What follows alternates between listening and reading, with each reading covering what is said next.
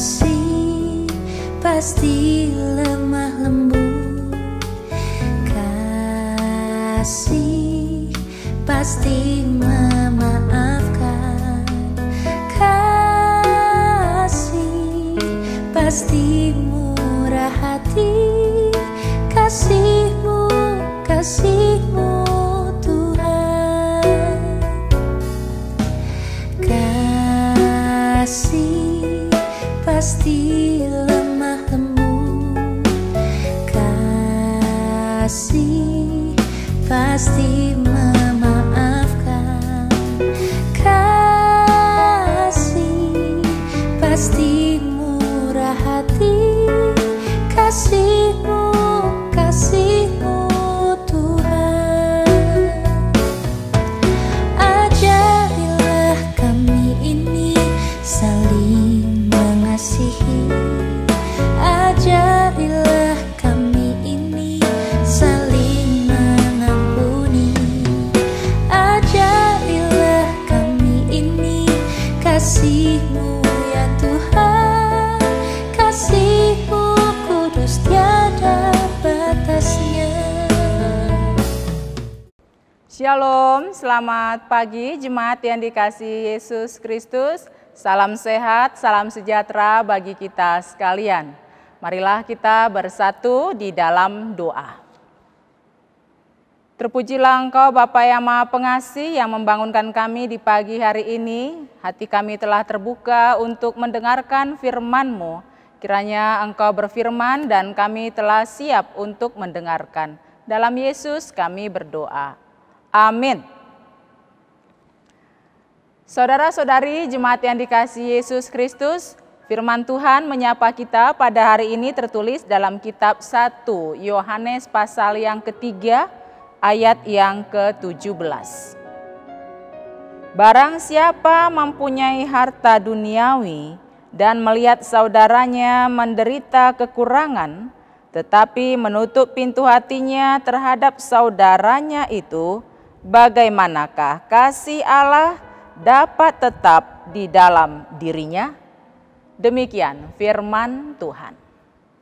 Saudara-saudariku sekalian, Mother Teresa pernah berkata, I'm not sure exactly what heaven will be like, but I know that when we die and it comes time for God to judge us, He will not ask, how many good things have you done in your life? Rather, He will ask, how much love did you put into what you did?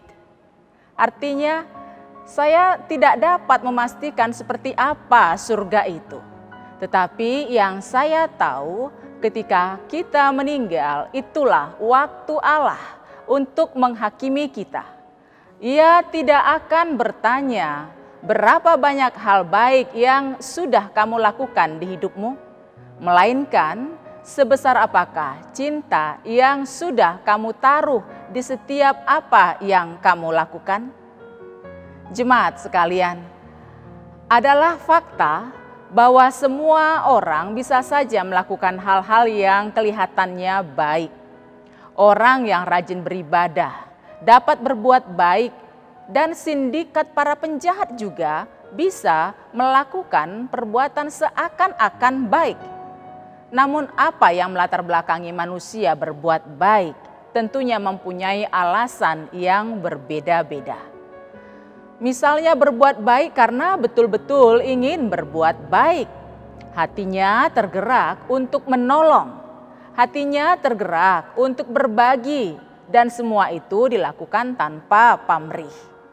Semua dilakukan semata-mata karena rasa syukur kepada Tuhan yang telah memberikannya banyak hal, sehingga atas dasar tersebut ia sangat bersuka cita untuk berbagi dan menolong orang yang susah.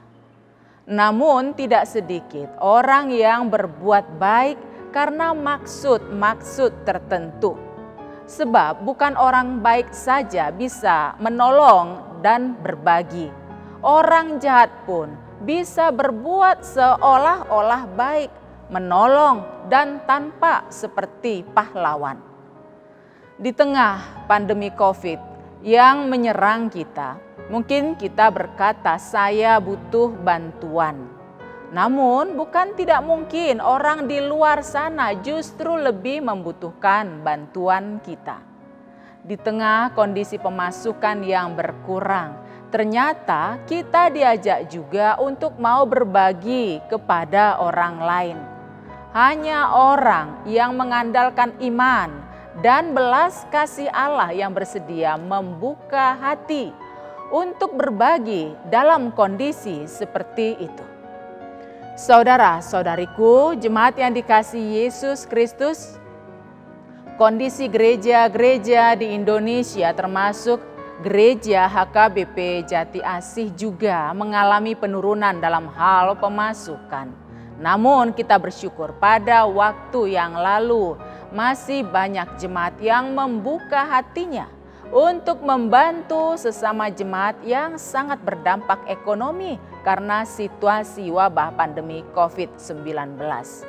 Selanjutnya, beberapa bulan belakangan ini kita juga kembali teringat kepada para pelayan penuh waktu, yakni pendeta dan Bibelfro yang melayani di daerah pedesaan yang minus.